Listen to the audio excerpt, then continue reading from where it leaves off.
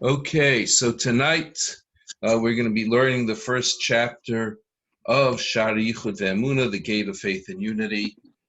And it's a beautiful, beautiful chapter. Not that it needs me to say that about it, but, I do have to say, when I learned it the first time, it had certainly, I might say, revolutionized my view of certain important aspects of life. So now again, this is all about avodah, even though it seems to be about philosophy, but really comes down to avodah. And so it begins, Lahavin ma'at mizar ma'shekosa b'zeir d'shma Yisrael chulu hu yichudi lo bar shem k'vei masay lamer hu yichuda tata. To understand a little bit what it means when it says in the Zohar that Shema Yisrael is the upper unity and Baruch Shem Kavod Malchusay Lo'elam Va'ed is the lower unity. What does that mean? So we say, Hear, O Israel, the Lord your God, the Lord is one. There we're meditating on the upper unity. And when we say, Blessed is the name of his glorious kingdom forever and ever, we're meditating, contemplating his lower unity. What does upper unity mean? What does lower unity mean? I thought just unity is unity. Yeah. Okay, but he's not going to answer that right here. That this is for the whole, the whole 12 chapters of the book. Right here, he's going to be discussing something very specific that will eventually lead up to there. So Perek Aleph, the first chapter 1. Yadata ayoyim v'ashevois elevech ki havaya hu Elokim b'shamayim ba'al v'aretz b'tochas einoi. You should know today, and you shall place it upon your heart, that Havaya is the name Havaya is the name Elokim, two different names of God. On the heavens above, the earth below, there is none other. Although there's only one God, but he has a multiplicity of names.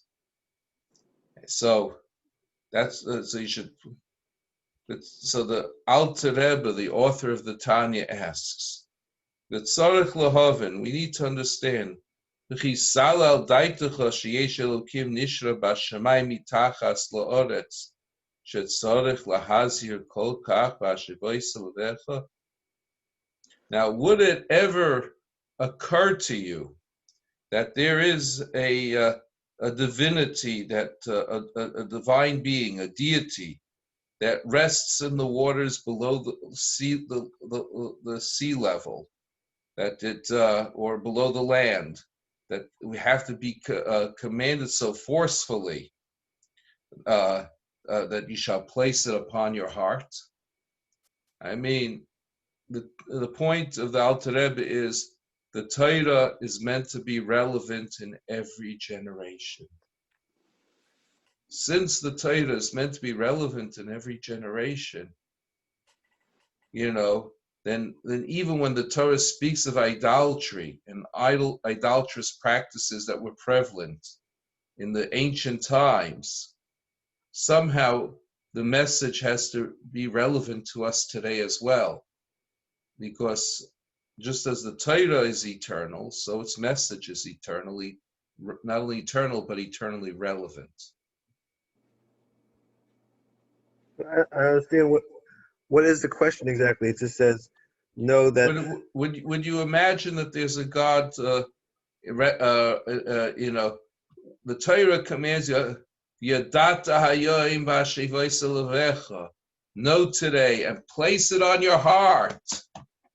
Yeah. That Hashem, that Yud Kei Vav Kei, the name Yud Kei Vav Kei is the divinity.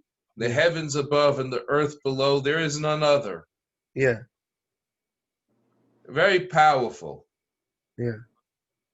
I mean, what else would you think? Why such thunder and lightning for what seems to be such an obvious message? Is it disproportionate? I mean, couldn't people not believe in God at all? Yeah, but you know, but it's more than that. It's actually speaking against polytheism. It's not speaking about atheism. Right. Oh, there's none other. Right.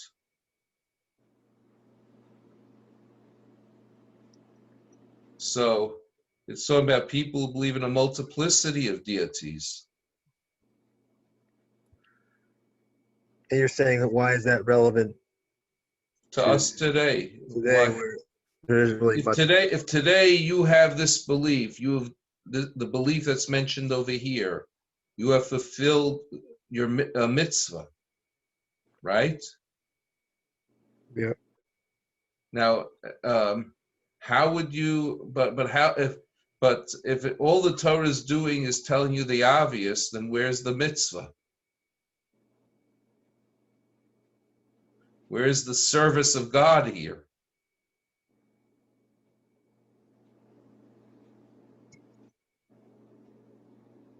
It seems like the booming command is disproportionate to what is being commanded, at least as it relates to our generation, or maybe the generations since the other monotheistic faiths have spread through the world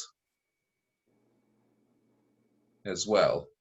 I mean, no Muslim or Christian would believe such that there's a deity a special deity in the earth below. Right.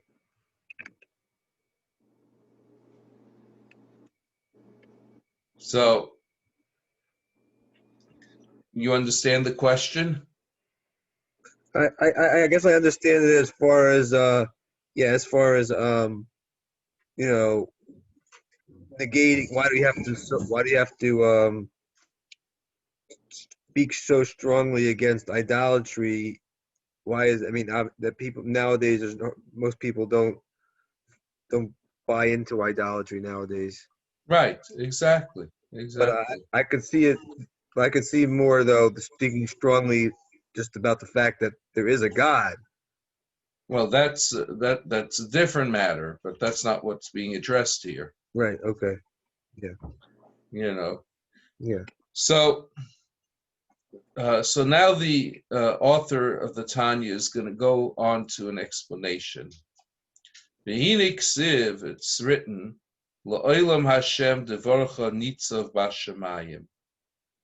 It says, forever, O God, your words stand in the heavens. And let's see what this is a quote from. This is a quote from Just the Hiller here. Tehillim, right? Psalms. So, if forever you, okay, now Uperish HaBaal Shem Tov and the Baal Shem Zal and the Baal Shem Tov of blessed memory explains. By the way, it happens to be that in Lubavitch circles, this section of Tanya is read on Shavuos, on the day that is assumed to what's called to be by the yahrzeit of the Baal Shem Tov, the anniversary of the day that the Baal Shem Tov ascended to heaven. So quoting the Baal Shem Tov on that day, it's the only place in Tanya where the Baal Shem Tov is directly quoted, and and it's on the day of his yahrzeit that he's quoted. So Perush HaBaal Shem Tov Zal, the Holy Baal Shem Tov had explained, Ki devorcha she'amarta yehi rakia b'soich hamayim gohimer, for your word that you said that there should be a firmament in the midst of the waters, tevois ve'oisies elu heim nitzavois ve'oimdois la'olam b'soich rakia shemayim. These words and letters stand forever within the firmament of the heavens.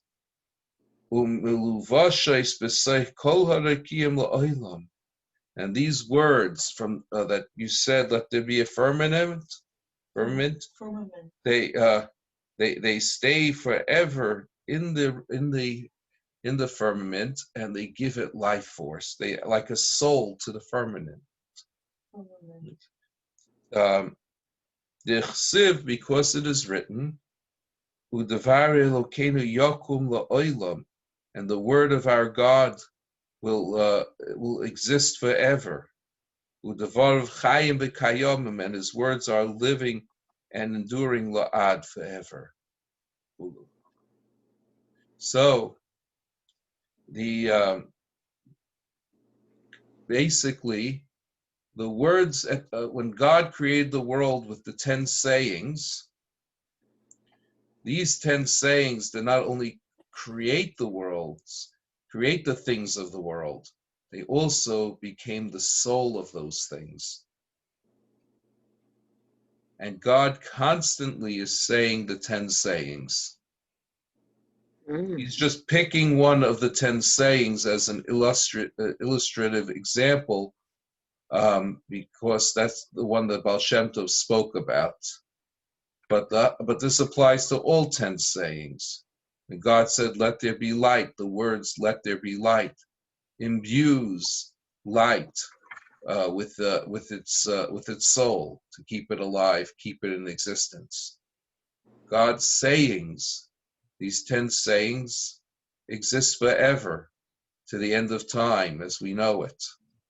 And they imbue everything that was created through them with a soul. They are the soul of everything that was created through them. So it's not that God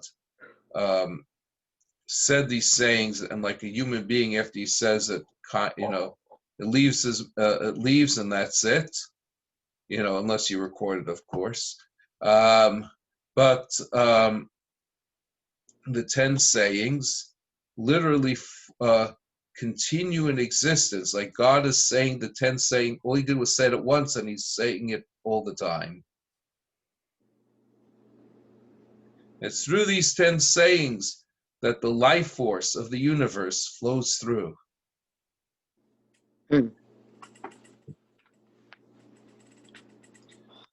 So now back into the text.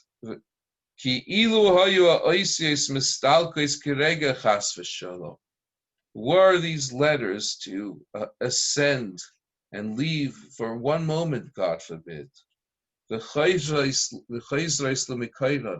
they were to return to their source in God,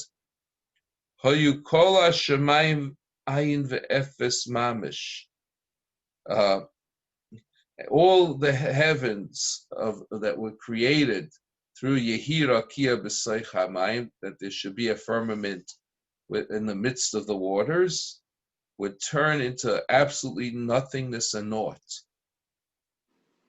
They'd be as if they never were at all.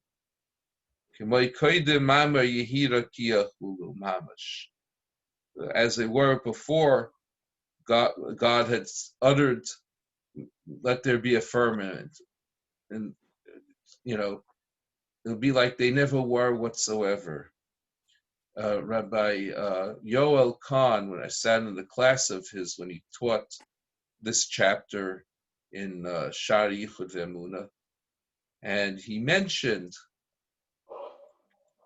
that what the Alter Rebbe means over here, mamash, he means there wouldn't even be a trace that it ever was. It's not like something that leaves some sort of trace, a fossil record, a drop of moisture, a strand, a fingernail. No. If God were to remove the saying, let there be a firmament, there would be no trace that there ever was one. There would be no history of it at all. I mean, like Lemafreya, Right. it would never have been existed from before because God's doesn't exist within time, so it would just be, it would never have been in the first place. You mean? Right. Is that what you're saying? Exactly. Exactly. There'd be no trace of it. Pretty amazing. V'chein b'chol habruyim sheb'chol eilamos. And the same is true of all the creatures of all the worlds. Elyonim v'tachtonim, the higher worlds, the lower worlds. Afilu eretz halazu hagashmis, even this physical world. V'bechinas doimim mamish. And even the world that we see so many things that seem lifeless to us, inert. Well, you're going to learn that there's no such thing as something that's lifeless. You need some minimum measure of life to exist. So even a rock has some sort of soul to it. Now, why is it that if these utterances, I mean, how do I put this? Why are some things, creatures, whatever, born now? Shouldn't they have already been before already? You mean another generation of existence? I mean, shouldn't they have been as soon as Hashem, at least according to art, based on art, we have time. We humans, we view things through view of time. So everything should always, all creatures should always have been. But yet there's creatures coming into being now, there's creatures that would die, there are creatures. Shouldn't there have always been if everything is reliant on the 10 sayings, shouldn't it always been? So that already comes to the question of tzimtzum, of the light being parsed out, that while it's 10 sayings, but these 10 sayings are parsed out to allow for much greater variety over different periods of time. And he's going to get into that a little bit. But the point is that that's the power of tzimtzum, of withholding the light, so that this way not all of it gushes through at once, but rather different aspects of those sayings are applied to different generations at different times. Okay. He's talking up here from the top. Yeah. You're asking, well, what about, how does that flow below? How does that manifest below? And the answer is it manifests below because it's not just thrown into the world at once. It's parsed out through the different stages of time. Okay. Think of it as a bank account. There's a single bank account, then you spend it little by little. Right. So God said it once. He made the big deposit that made the account. Yes. And then through different time periods, here $1 is spent, there a penny is spent, there a dime is spent of it. Does that help out? Yes, I think so. So it's not just the what do you call this? The constriction of his light is not just in the amount that's given. It's also when it's given. You're saying, right? Sure. Or at least from our point of view, at least. Right. I don't know. That makes sense. And even this physical world, bechinas doime mamish, which things seem inert. Ilu hayu mistalkos menukerega chasashama oisies masara memoris. If the letters of the 10 sayings were to leave for even a moment,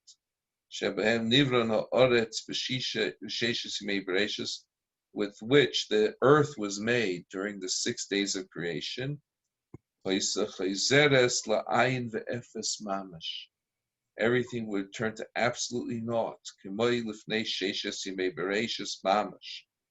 just as it was before the 6 days of creation. Again, no trace of it. Notice a pattern over here. Before the author wrote about, applied the teaching to heavens, as quoting the Baal Shem Tov, who at that point was in the heavens. And now the author is balancing it with the teaching about the earth.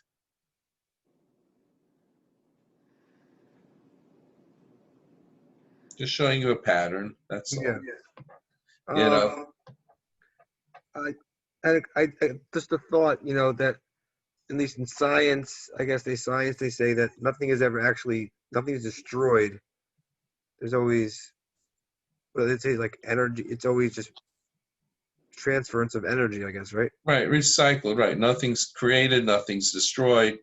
You're right. So, right. So It's a famous principle of physics and chemistry. So Conservation of matter yeah. and energy. So I guess Law of the conservation of matter and energy. So that would that energy, that is the 10 utterances. Well, yeah, I mean, they are what brought the energy into the world. Yeah. And that's why the energy is never destroyed, because it's the 10 utterances are never Right. Although end. They just right. I mean, I would say simplistically, yes. More deeply, I have questions, because what the 10 utterances were working with the Olam Hatayu, bringing them into a state of tikkun. So maybe some of those energies really were from the previous Shvirat HaKelim, the shattering of the vessels in the world of chaos, and now the 10 utterances are bringing order to them. Now you'll ask, so if that is the case, how do we understand what the Alter Rebbe wrote? Maybe if the 10 utterances leave, you're just left with chaos. There's still something there. Tayu, vayu, v'cheshech al pnei b'tohaim, chaos, desolation, and water on the face of the deep. Maybe that's what you're left with. Okay, it's not an exciting place, but maybe you're left with some trace of it. So the answer is that the instability of the chaotic state probably had to be worked on right away, because it itself, being unstable, wouldn't have held up. And as a result, if it wasn't grasped by the 10 utterances, it too would have disappeared into nothing and naught, and no trace it ever was. But those that tohu vohu was not created through the 10 utterances. It came out in a different way. Right, exactly. 10 utterances brought light to bear on it in order to bring it to shape it and mold it into an ordered state. So we have the universe we have today. So that before and the attendant spiritual universes. Before that, there was a different way that Hashem created that earlier. Well, that was that wasn't from creation. That was from emanation. Oh, right, what you said before. Okay, yeah, it wasn't something that felt separate as from HaKadosh Baruch Hu. Right. We're at the 10-minute mark, just so we have 10 more minutes. Right. So I would still say, Saif kol Saif, the end, that it, that even if there was another energy source over there from the states of chaos, that they would have disappeared as well if the 10 utterances wouldn't have borne upon them. Yeah, maybe they would have just being reabsorbed into the oneness of Kodesh Right. Baruch Hu. Exactly. So my thinking is that all, to answer your question about the conservation of energy and matter, I think the energy and matter we have is, of course, what flowed in from the 10 utterances, but it's also supplemented with what the 10 utterances was working on, which is that state of which was energies and powers in the state of chaos. So I think that it's really both. Mm-hmm. So the question is conservation, the state of matter. Both energies come from God, and therefore they can never be destroyed. Well, it doesn't matter which direction the energy came from, it still came from God. And God decreed that these energies should be here, as long as the creation exists. So therefore, they can't be destroyed.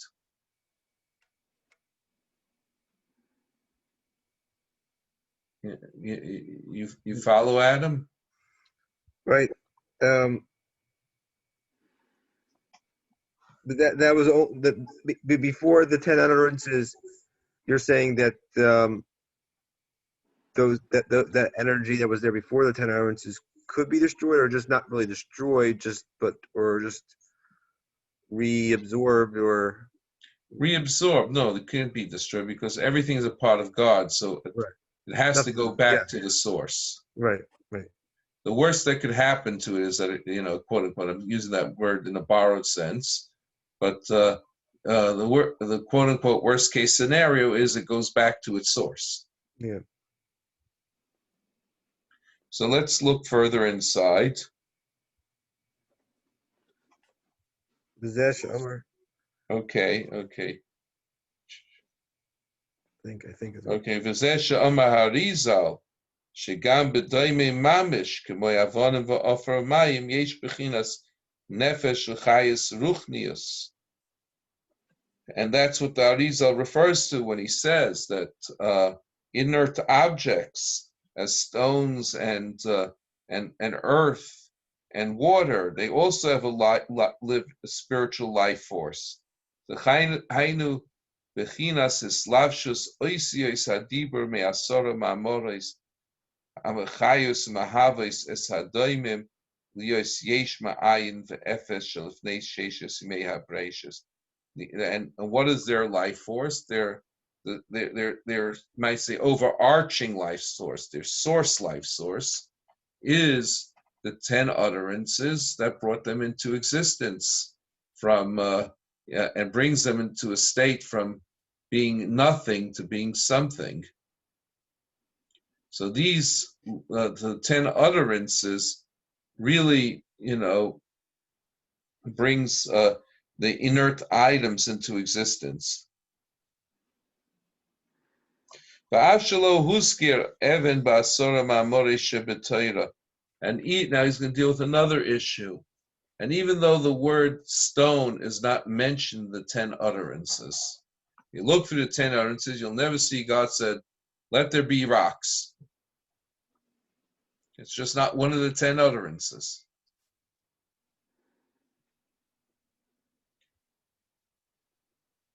Afal pikein nimshach chayus le'even ha'idei sirufim v'chulufim oisios hamisgalglos b'ralosh sha'orim ponim v'ocher k'moy shekosov b'sefer Yitzira. And so what you have is it's through letter permutation and exchange, through ciphers, through the 231 gates that you have that come from the 10 shemishtalshel me'asora ma'amoros nimshach mehem tzura shem even, comes forth the name stone, v'hu chayusai shel even, and that's the life force in a stone. Now let me take a pause here, even if it takes us to the end of our class. just to clarify. So the 10 sayings with which God created the earth, the worlds, they include things that are not explicitly mentioned, and through various letter manipulations, you could get those things out of it. Mm. For example, there are letter ciphers such as atbash. We can exchange an aleph for a taf, or a bet for a shin. Those are letter ciphers. That's what I think he means by chilufe oisios, exchange of letters. There's also tserufim, which you could exchange the order, the positioning of letters. Yeah. These things weaken the light. They weaken the light force. The reason these entities are not mentioned in the 10 sayings directly is because the power of the 10 sayings directly is too powerful for them, and they need to be weakened through the exchange of letters, in the sense of exchanging their order, or through letter cipher exchange, like aleph for taf, bet for shin. And if you look in Aryeh Kaplan's translation and commentary Sefer Yetzirah, you'll see he has quite a number of letter ciphers that are traditionally used. We can maybe next week I could bring it out and show it to you. But And it could be also a combination of these things, right? right, Ciphers and letter switches keeps on attenuating the light and attenuating the light. exactly.